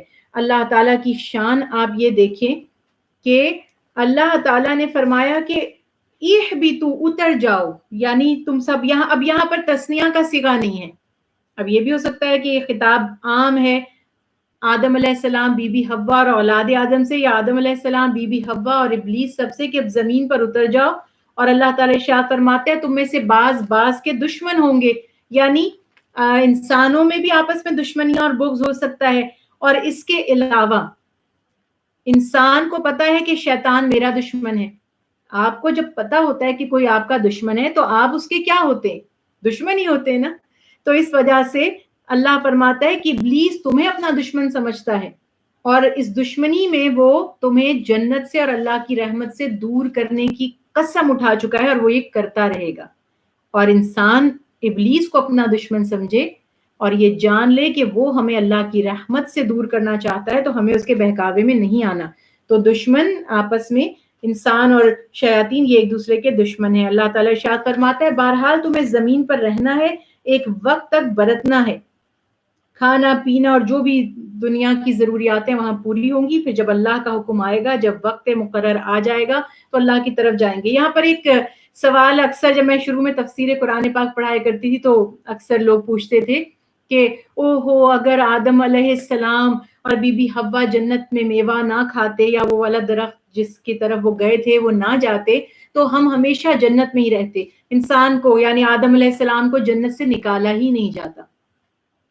یہاں پر یہ بات یاد رکھیے کہ جب اللہ تعالیٰ نے آدم علیہ السلام کو تخلیق بھی نہیں فرمایا تھا، تو ابھی ہم نے پڑھا انی جاعل فی الارض خلیفہ، اللہ نے فرمایا زمین میں میں خلیفہ بنانے والا ہوں۔ تو انسان کو زمین کے لیے ہی پیدا کیا گیا اور اس کو زمین پر ہی بسنا تھا۔ تو اس لیے اللہ تعالیٰ ارشاد فرماتا ہے کہ بس وہ تو ایک ڈیمونسٹریشن تھا، ایک نمونہ تھا، ایک ایگزامپل تھی جو دکھا دی گئی کہ یہ ہوگا۔ انسان کی اور شیطان کی جنگ ہمیشہ لگی رہے گی، اور انسان کی ہدایت کا بندوبست بھی ہوتا رہے گا۔ زمین پر رہو، وہاں سے کھاؤ پیو، اللہ تعالیٰ کی نعمتوں کی شکر گزاری کرو، ناقدری نہ کرو، اور یہ جان لو کہ شیطان کے وار سے، اس کے حملوں سے اپنے آپ کو بچاتے رہنا ہے۔ پھر اللہ کی رحمت دیکھیں، اللہ تعالیٰ ارشاد فرماتا ہے آیت مبارکہ 37 میں اس کے بعد آدم علیہ السلام نے اپنے رب سے چند کلمات حاصل کر لیے، سو اللہ تعالیٰ نے ان کی توبہ قبول فرمائی، بے شک وہ بہت زیادہ توبہ قبول فرمانے والا اور مہربان ہے۔ دیکھیے جو لوگ کہتے ہیں نا کہ بی بی حوا نے آدم علیہ السلام کو لغزش دے دی تھی اور پھر انہوں نے وہ میوہ کھایا، یہاں بھی دیکھیے اللہ تعالیٰ نے آدم علیہ السلام کو کلمات بتائے اور ان سے کہا کہ ان کلمات سے میری طرف توبہ کرو، رجوع کرو۔ اب آپ یہ دیکھیں اللہ کی شان، اس کی رحمت، اس کی عظمت، یہ انسانوں سے اللہ کی محبت کی دلیل ہے کہ اگر انسان نے خطا کی، اللہ کا قصور کیا، تو اللہ نے خود ہی اس کو ایسے کلمات سکھا دیے جن کو ادا کر کے وہ اللہ تعالیٰ کی بارگاہ میں دوبارہ حاضر ہو اور اللہ تعالیٰ سے اپنے گناہوں کی معافی مانگ کر پھر اللہ کی رحمت میں آ جائے۔ یہ اللہ کی شان ہے۔ اب اللہ تعالیٰ ارشاد فرماتا ہے کہ جو ان دونوں سے خطا ہوئی وہ اس پر بہت نادم تھے، شرمندہ تھے، روتے تھے، گریا کرتے تھے۔ اللہ تعالیٰ نے انہیں کلمات توبہ سکھا دیے۔ اب وہ کلمات توبہ کیا تھے؟ سورہ آراف کے حوالے سے اگر ہم دیکھتے ہیں، آدم علیہ السلام کی دعا بھی بیان فرمائی گئی۔ مفسرین کرام فرماتے ہیں کہ وہی ربنا ظلمنا انفسنا وان لم تغفر لنا وترحمنا لنکونن من الخاسرین، کہ اے اللہ، اے ہمارے رب، ہم نے اپنے نفسوں پر خود ہی ظلم کر لیا، اب اگر آپ نے ہمیں نہ بخشا، ہم پر رحم نہ فرمایا، یعنی ہمیں معاف نہ فرمایا، تو ہم خسارہ پانے والوں میں سے ہو جائیں گے، نقصان اٹھانے والوں میں سے ہو جائیں گے۔ یہ ایک خوبصورت دعا ہے جو اللہ تعالیٰ نے ہم سب کے لیے سکھا دی کہ کبھی بھی انسان سے کوئی خطا یا گناہ ہو جائے تو اس پر ڈھٹائی کے ساتھ ڈٹے نہیں رہنا ہوتا، بلکہ فوری طور پر شرمندہ ہو کر، نادم ہو کر اللہ تعالیٰ سے معافی مانگنی ہوتی ہے۔ اب یہ آپ دیکھیے یہاں پہ اگزامپل کہ ابلیس نے اللہ کے حکم کی نافرمانی کی، سجدے سے انکار کیا، جب اللہ نے فرمایا کہ تو اللہ کی رحمت سے دور ہے تو اس کو یہ شرم نہیں آئی کہ وہ معافی مانگ لیتا، وہ بھی تو توبہ کر سکتا تھا۔ آپ نے کبھی اس پہلو پہ غور کیا ہے؟ تبھی تو اللہ نے فرمایا نا وَكَانَ مِنَ الْكَافِرِينَ، وہ تو ازل سے ہی ایسا ہی تھا۔ یہ دلوں کے کھوٹ ہوتے ہیں، جن لوگوں کی بد فطرت لوگ ہوتے ہیں یا جن کے دلوں میں کھوٹ ہوتا ہے، وہ وقتی طور پر آپ کو لگتا ہے کہ بڑے اچھے ہیں، لیکن اینڈ ٹائم پر جب وہ دھوکہ دیتے ہیں تو جان لیجئے کہ یہ دھوکہ دینے کی عادت ان کی بعد میں پیدا نہیں ہوئی، بلکہ وہ ایسی ہی فطرت کے تھے۔ اب آپ اس سے اندازے بات، کیونکہ جس سے غلطی ہوتی ہے نا وہ معافی مانگ کر اپنی اصلاح کر لیتا ہے۔ یہاں اب یہ دیکھیں کہ ابلیس کو جب اللہ نے اپنی رحمت سے دور کیا تو اس کو یہ خیال نہیں آیا کہ میں معافی مانگ لوں۔ جب اللہ نے فرمایا کہ تو قیامت تک تجھ پر لعنت ہوگی، کہتے مجھے مہلت دے دیجئے، یعنی وہ مہلت مانگ رہا ہے کہ میں قیامت تک جینا چاہتا ہوں تاکہ ان بندوں کو بہکاؤں۔ اس نے معافی نہیں مانگی کہ میرا اس کے بعد ہوگا کیا، میں جہنم میں جلوں گا۔ تو یہ آدم علیہ السلام کا اور شیطان کا کمپیریزن آپ دیکھیے۔ آدم علیہ السلام سے بھول ہوئی، فوراً اللہ سے معافی مانگ رہے ہیں، گریہ فرما رہے ہیں، رو رہے ہیں، نادم ہیں، پریشان ہیں کہ کسی طرح اللہ کی رحمت دوبارہ مل جائے۔ انہوں نے تو نہیں، وہ کیا فرق پڑتا ہے، زمین پر ہر نعمت تو ہے، اگر معاذ اللہ تعالیٰ ناراض ہے تو کیا ہوا؟ ایسا نہیں تھا، بلکہ فوری طور پر اللہ سے معافی طلب کی، اور اللہ تعالیٰ توبہ قبول فرمانے والا ہے۔ اس نے تو توبہ کے راستے بند ہی نہیں کیے، توبہ کے دروازے تو ہمیشہ کھلے میں۔ شرط یہ ہے کہ صدق کے دل سے انسان اللہ کی بارگاہ میں حاضر ہو جائے۔ اللہ تعالیٰ اپنے بندوں کی توبہ قبول فرماتا ہے اور ان کے گناہوں کو معاف فرما دیتا ہے۔ تو اب یہ بات تھی کہ معافی بھی ہو گئی، مغفرت بھی ہو گئی، لیکن دوبارہ وہ جنت میں نہیں آئے کیونکہ ان کو زمین کے لیے خلیفہ بنایا گیا تھا۔ ایک سوال اور بھی ذہن میں آتا ہے کہ جنت میں جو ایک دفعہ چلا جائے گا وہ تو پھر کبھی وہاں سے نکلے گا ہی نہیں، ہم فیہا خالدون کتنی دفعہ ہم پڑھتے ہیں۔ تو اس کی ایک تشریح مفسرین کرام نے یہ بھی لکھی ہے، کیونکہ میرا سبجیکٹ ہے ریسرچ، میں اس چیز کی قائل نہیں ہوں کہ ایک کتاب آپ نے پڑھ لی تو بس بلائنڈلی آپ اسی کے اوپر ٹرسٹ کر کے اور اسی کی اوپینین آگے فارورڈ کرتے جائیں۔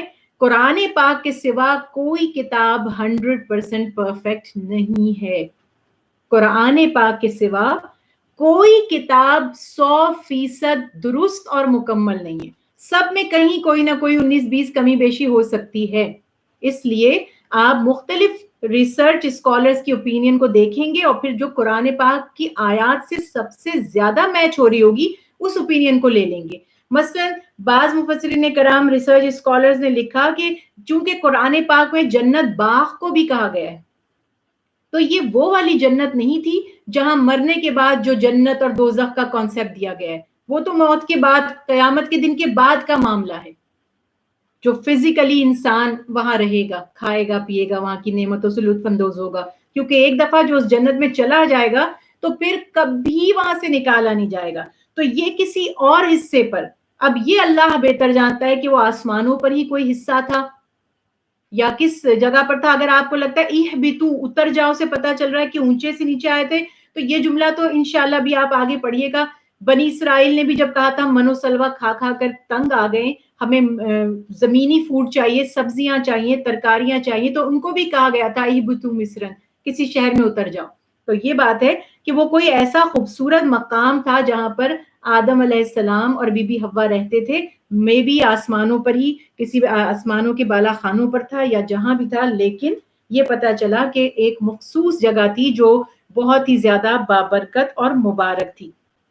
اس کے بعد اللہ تعالیٰ نے فرمایا کہ آپ کو زمین میں رہنا اور وہیں پر ایک مقررہ وقت تک برتنا ہے. دیکھیے ایک تو ایوریج ایج کے حساب سے ہر شخص کی جو عمر طے ہے، اتنا اس نے زمین پر رہنا ہے اور اتنے اس نے فائدے اٹھانے. اور ایک یہ کہ مجموعی طور پر تمام انسان جب تک قیامت قائم نہیں ہو جاتی اس وقت تک زمین پر انسان اپنے اپنے زمانے کے انسان آتے جائیں گے، ختم ہوتے جائیں گے، نئے پیدا ہوتے جائیں گے. تو وہ ایک وقت ہے جب انسان زمین پر رہے گا، اور جب وہ دن آ گیا جس کو ہم یوم القیامہ کہتے ہیں، یوم الفرقان کہتے ہیں، تو پھر سب چیزیں فنا ہو جائیں گی، عمل ختم ہو جائے گا اور پھر حساب کتاب ہوگا. تو اللہ تعالیٰ ارشاد فرماتا ہے ہم نے کہا تم سب یہاں سے اتر جاؤ، پس اگر تمہارے پاس میری طرف سے کوئی ہدایت آئے تو جس نے میری ہدایت کا اتباع کیا تو ان پر کوئی خوف نہ ہوگا اور نہ وہ رنجیدہ ہوں گے. یہ بھی آیت مبارکہ 38 بڑی، اس میں بھی لوگوں کو کنفیوژن ہو جاتی ہے. جیسے اللہ تعالیٰ نے یہ واضح فرما دیا کہ زمین میں اولاد آدم بسے گی، اور پھر ہر دور میں ان کی ہدایت کے لیے، ان کو ریمائنڈ کرانے کے لیے کہ ابلیس ان کا دشمن ہے اور اللہ کا حکم یہ ہے یہ کام کرنا ہے، یہ کام نہیں کرنا. ہر دور میں انبیاء علیہم السلام ان انسانوں کی ہدایت کے لیے بھیجے جاتے رہیں گے. اور یہ سلسلہ نبوت کا حضرت محمد مصطفیٰ صلی اللہ علیہ وسلم پر آ کر مکمل ہو گیا. بعض لوگ کہتے ہیں کہ ختم نبوت نہ کہیں کیونکہ نبوت ختم نہیں ہوئی. اس کا مطلب کیا ہے کہ نبوت محمد مصطفیٰ صلی اللہ علیہ وسلم کی نبوت ہے جو قیامت تک ختم نہیں ہوگی، مگر آپ صلی اللہ علیہ وسلم کے بعد قیامت تک اب کوئی نبی تشریف نہیں لائیں گے. آپ نے دین مکمل کر دیا، اللہ کی نعمت تمام کر دی. الیوم اکملت لکم دینکم واتممت علیکم نعمتی وردیت لکم الاسلام دینا. کہ اے حبیب آج ہم نے آپ پر دین مکمل کر دیا، اپنی نعمت تمام کر دی، آپ کے لیے اسلام کو پسند کر لیا. تو یہ واضح ہو گیا کہ قیامت تک کوئی نبی نہیں آئیں گے، لیکن نبی کریم صلی اللہ علیہ وسلم کو جو نبوت عطا کی گئی، جو کتاب عطا کی گئی، ہدایت کا جو پیغام دیا گیا، قیامت تک کے لیے وہ انسانوں کی راہبری کرتا رہے گا اور وہ کتاب انسانوں کی رہنمائی کے لیے قیامت تک موجود رہے گی. تو یہ خیال یہاں پر بیان کر دیا گیا کہ اللہ فرماتا ہے کہ شیطان کو تم نے دیکھ لیا، وہ تمہارا کیسا دشمن ہے. اب زمین میں بسو، کھاؤ پیو، مگر یاد رکھو کہ تمہاری اصل منزل اور تمہارا اصلی گھر جنت ہے. شیطان تمہیں اس سے دور نہ کر دے، یعنی آخر کار لوٹ کر ہمیں اپنے اسی گھر میں جانا ہے جس کو اللہ تعالیٰ نے آدم علیہ السلام اور بی بی حوا کے لیے بھی فرمایا کہ جنت ہی ان کا ٹھکانہ تھی. تو یہ ہم نے خیال رکھنا ہے کہ ہماری آخری منزل جنت ہے. ہم کہیں اس سے دور نہ ہو جائیں. اور یہ جو اللہ فرماتا ہے کہ جو میری ہدایت کا اتباع کرے گا, دو طرح کے لوگ ہوں گے نا, ایک وہ جو شیطان کے راستے پر چلیں گے اللہ کی نافرمانی کر کے. لیٹ می کلیئر, دیکھیے شیطان نے کیا کیا, اللہ کی نافرمانی کی. حکم کیا تھا, سجدہ کریں, سجدہ کر دے آدم علیہ السلام کو, نہیں کیا, انکار کیا, تکبر کیا اور اللہ کی رحمت سے دور ہو گیا, ملعون ہو گیا, قیامت تک کے لیے اللہ کی رحمت سے دور, لعنت اس پر ہو گئی. اور آدم علیہ السلام سے بھول ہوئی تو انہوں نے فوراً توبہ کر لی. اب ہم نے ڈیسائیڈ کرنا ہے کہ ان دونوں میں سے ہمیں کس کے راستے پر چلنا ہے. جب ہم اللہ کے حکم کو توڑیں گے, اللہ کی نافرمانی کریں گے, تو ہم شیطان کی پیروی کریں گے. اور جب ہم خطا یا گناہ ہم سے ہو جائے, دیکھیے اللہ نے کہیں قرآن پاک میں یہ نہیں فرمایا کہ تم پرفیکٹ ہیومن بن جاؤ, تم سے کوئی گناہ نہیں ہونا چاہیے, میرے کسی حکم کی نافرمانی نہیں ہونی چاہیے. حکم ہے اتباع کرو, لیکن اگر کوئی کمی بیشی رہ گئی, کوئی خطا ہو گئی, کوئی بھول ہو گئی, کوئی لغزش ہو گئی, گناہ ہو گیا, تو اللہ سے توبہ کرو گے تو معاف بھی ہو جائے گا. تو یہ بات یہاں پر واضح طور پر بتا دی گئی کہ جو لوگ ہدایت کا اتباع کریں گے, اللہ کی بات مانیں گے, اللہ کے حکم کو مانیں گے, جیسے فرشتوں نے اللہ کی عبادت کی, اس کی حمد و ثنا بیان کی, تو اللہ فرماتا ہے نہ ان پر کوئی خوف ہوگا نہ رنج. اچھا یہ دیکھیے گا, فلا خوف علیہم ولا هم یحزنون میں بہت ساری تشریحات کی جاتی ہیں, یعنی انہیں کوئی خوف و ملال نہیں ہوگا. اچھا اس سے یہ مقصد نہیں ہے کہ جو اللہ پر ایمان لائے اور ہدایت پر چلے اس کو دنیا میں آزمائشیں نہیں آئیں گی. ایک یہ بھی مس انڈرسٹینڈنگ ہے کہ لوگ یہ سمجھتے ہیں کہ اگر کسی کے اوپر کوئی مشکلیں آ گئی, کسی کو کوئی ناکامی ہو گئی کسی کام میں, کسی کی کوئی خواہش پوری نہیں ہوئی, کوئی بیماری میں مبتلا ہو گیا, کوئی کسی اور پریشانی میں مبتلا ہو گیا, کسی کی ملازمت چلی گئی, کسی کی بیٹی کا گھر خراب ہو گیا, کسی کے بیٹے کا گھر خراب ہو گیا, کوئی بھی ایسا معاملہ ہو گیا, تو ہم یہ سمجھتے ہیں کہ شاید یہ اللہ تعالیٰ کا کوئی اتنا پیارا بندہ نہیں ہے. اگر نیک ہوتا تو ہر دعا قبول ہو جاتی. ایسا نہیں ہوگا. اللہ تعالیٰ کو آزمائش کے لیے پیدا کیا ہے, اور سب سے زیادہ آزمائشیں ان لوگوں پر آتی ہیں جن میں سب سے زیادہ صبر ہوتا ہے, اور وہ ہوتے ہیں انبیاء علیہم السلام. سب سے زیادہ صبر والے اور برداشت والے انبیاء علیہم السلام ہیں. اس کے بعد شہداء, صالحین اور دیگر افراد. تو یہ یاد رکھیے کہ کئی لوگ یہ سمجھتے ہیں کہ اللہ نے تو فرمایا کہ جو ایمان لائے گا اس پر کوئی خوف نہیں ہوگا, وہ غمزدہ نہیں ہوگا. ایسی بات نہیں ہے. دنیا میں اللہ کے حبیب کی نرینہ اولادیں حیات نہیں رہیں, آپ کے بیٹے وفات پا گئے, آپ کی بیٹیاں جب اسلام کی دعوت نبی کریم صلی اللہ علیہ وسلم نے عام کی تو آپ کی بیٹیوں کو ڈیورس ہو گئی. اس کے بعد آپ یہ دیکھیں کہ کیسے قوم نے جھٹلا دیا, کوئی انکار کر رہا ہے, کوئی پتھر برسا رہا ہے, کوئی مذاق اڑا رہا ہے, ہر طرح کی تکلیف صحیح ہے. تو اس لیے یہ مت سوچئے گا کہ غم یا تکلیف یا پریشانی نہیں آئے گی. کیا خوبصورت شعر ہے, میرا تو فیوریٹ ہے, میں اکثر سناتی ہوں. یہ شہادت گئے الفت میں قدم رکھنا ہے, لوگ آسان سمجھتے ہیں مسلمان ہونا. یہ تو آزمائش کی بات ہے, لیکن یہ ہے کہ جب انسان اللہ پر ایمان رکھتا ہے تو پھر اس کے دل میں اتنا صبر اور یقین کامل پیدا ہو جاتا ہے کہ وہ ان پریشانیوں سے گھبراتا نہیں ہے. دوسرا مفہوم اس کا یہ بھی ہے کہ ان پر کوئی ملال نہیں ہوگا, یعنی انہیں کسی چیز کے چھوٹ جانے کا خوف نہیں ہوگا جو اللہ پر ایمان رکھتے ہوں گے, اور نہ قیامت کے دن وہ غم زدہ ہوں گے, یعنی وہ غم جو مایوسی کے ساتھ ملا ہوا ہو کہ آج پتہ نہیں کیا ہوگا. کافروں کو تو دکھا دیا جائے گا ان کی قبر موت کے وقت, تو ان کی تو حالت آپ خود امیجن کر سکتے ہیں کہ جس نے ساری زندگی مانا ہی نہیں اللہ کو اور یوم آخرت کو, جب وہ دیکھے گا تو اس کی حالت کیا ہوگی, کیسا خوف ہوگا, کیسا غم ہوگا. لیکن اہل ایمان کو نہ ماضی کا کوئی غم جو گزر گیا اور نہ مستقبل کا کوئی خوف. یہ یاد رکھیے کہ یہ ہے اہل ایمان کی صفت. اللہ تعالیٰ ارشاد فرماتا ہے کہ وہ کبھی غم زدہ نہیں ہوں گے. اور رکوع کی آخری آیت مبارکہ 39, وہ جن لوگوں نے کفر کیا اور میری آیتوں کو جھٹلائے. دیکھیں پچھلا گروہ پچھلی آیت میں بتایا جو ہدایت ملے گی دو طرح کے لوگ ہوں گے نا, ایک اتباع کریں گے تو ان کا کیا حال ہوگا کہ نہ انہیں کوئی خوف ہوگا نہ کوئی غم, خوشی خوشی, راحت ہی راحت, سیٹسفیکشن ہوگی انہیں, انر پیس ہوگا ان کے لیے. اور اس کے بعد دوسرا گروہ ہوگا جو انکار کرے گا اس دعوت کا، حق کا، جن لوگوں نے کفر کیا اور میری آیتوں کو جھٹلایا۔ آیت بھی قرآن پاک میں دو معنوں میں، ایک تو ہم یہ قرآنک ورسز کو بھی آیت کہتے ہیں، اور ایک آیت کے جو لفظی معنی ہیں وہ ہے نشانی، سائنس، اللہ کی قدرت کے سائنس، اللہ کی قدرت کی نشانیاں۔ تو اللہ تعالیٰ ارشاد فرماتا ہے جنہوں نے میرے احکامات، میری آیات، میری نشانیوں کو جھٹلایا، یہ دوزخ والے ہیں، اور وہ اس دوزخ میں ہمیشہ ہمیشہ رہیں گے۔ یعنی جب ہر چیز واضح ہو گئی، حق اور باطل کا فرق بتا دیا گیا، سمجھا دیا گیا، اب بھی جو حق کے راستے پر نہیں چلتا تو پھر اس کا ٹھکانہ اور اس کی منزل دوزخ کے سوا کچھ بھی نہیں ہو سکتی۔ اسی لیے اللہ تعالیٰ ارشاد فرماتا ہے کہ جو ہدایت پا کر اس ہدایت کا اتباع کرے گا تو نہ کبھی وہ گمراہ ہوگا اور نہ ہی شکی یا مایوس ہوگا، اور جو لوگ کفر اختیار کریں گے اور اللہ کے احکامات کو جھٹلائیں گے تو وہ دوزخ والے ہیں، اور وہ ہمیشہ اس میں رہیں گے اور وہ کبھی اس سے نکالے نہیں جائیں گے۔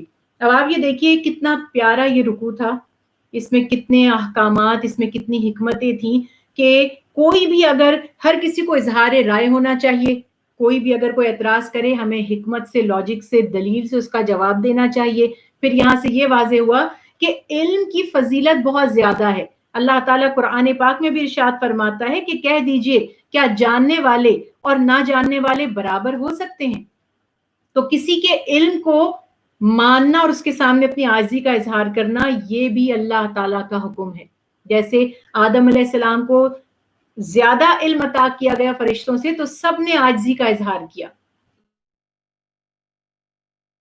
میں بھی یہ رول ہے، اگر کسی کا علم ہے، ہم جانتے ہیں کوئی عالم ہے، اس کا علم ہم سے زیادہ ہے، تو اس سے جس کے پاس علم نہیں ہے یا جو عالم نہیں ہے وہ اس سے بحث نہیں کر سکتا، بلکہ کچھ علم حاصل کرنے کے لیے معلومات کرنی ہو تو اس میں کوئی حرج نہیں، ورنہ علم کی قدر کرنی چاہیے۔ پھر یہ بھی حکم پتہ چل گیا کہ جب کبھی خدا نخواستہ کوئی بھول چوک ہو جائے، کوئی غلطی ہو جائے، تو اپنی ایگو کو ایک طرف رکھ کر فوری طور پر اللہ تعالیٰ کی بارگاہ میں عاجزی کرنی چاہیے، اس سے معافی کی درخواست کرنی چاہیے، کیونکہ گناہ جتنے بڑھتے چلے جاتے ہیں اللہ کی نعمتیں اتنی کم ہوتی چلی جاتی ہیں۔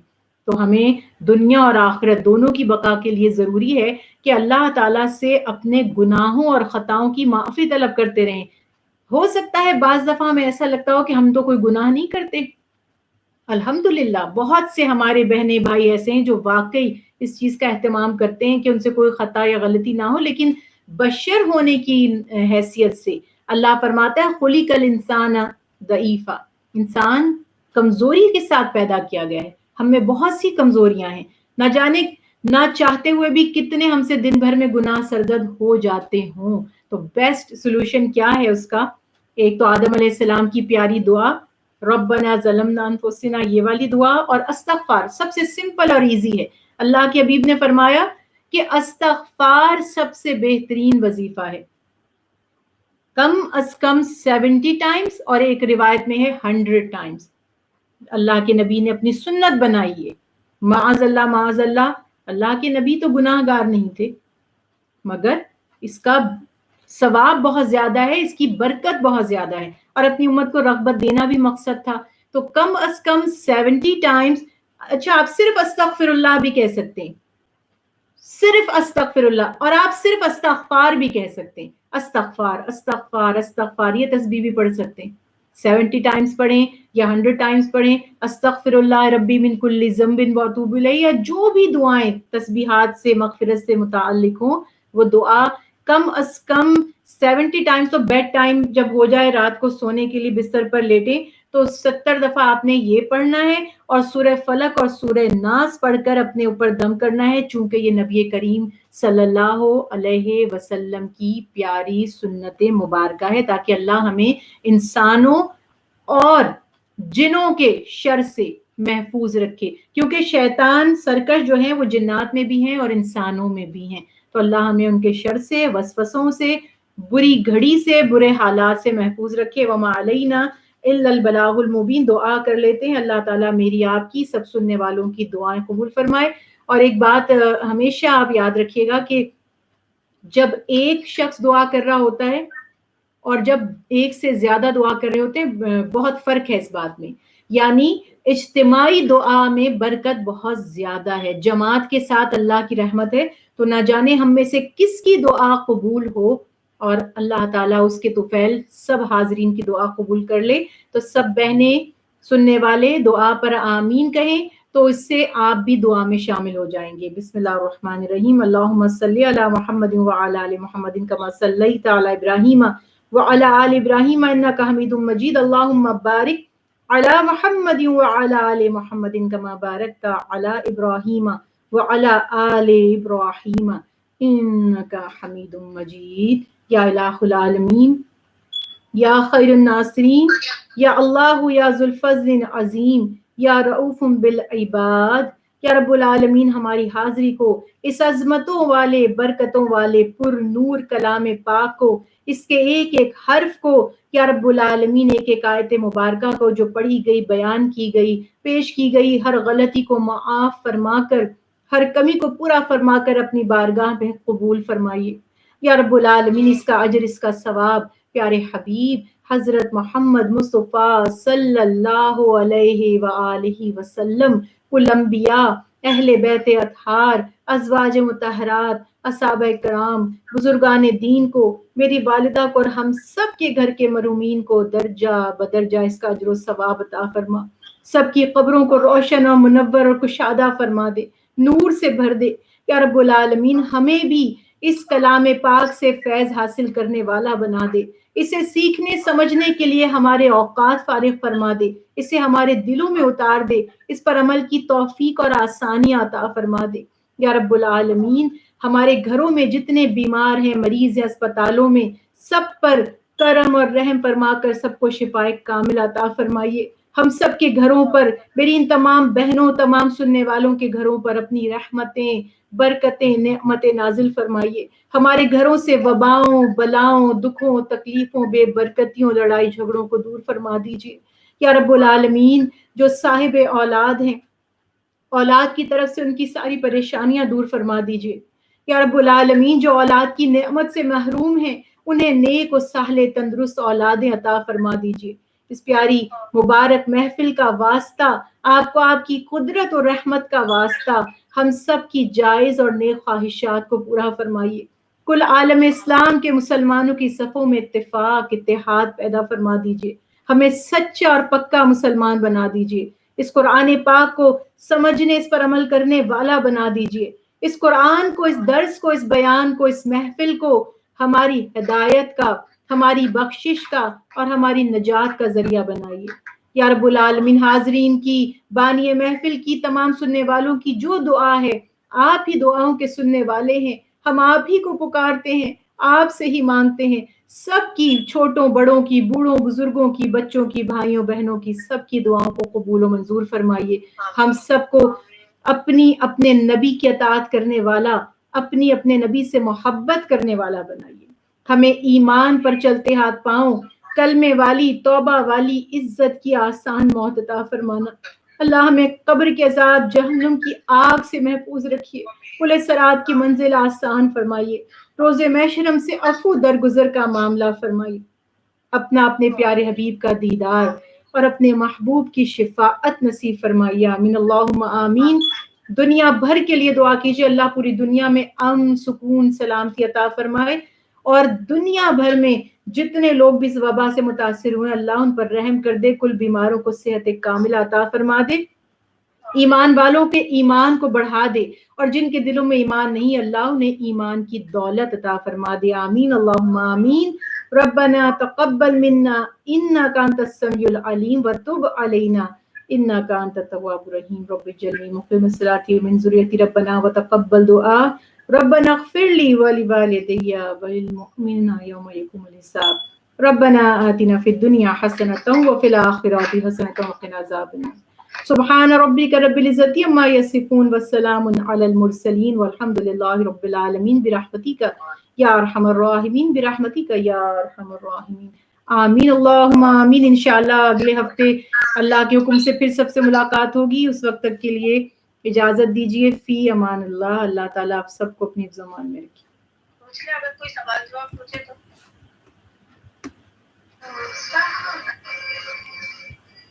بسم اللہ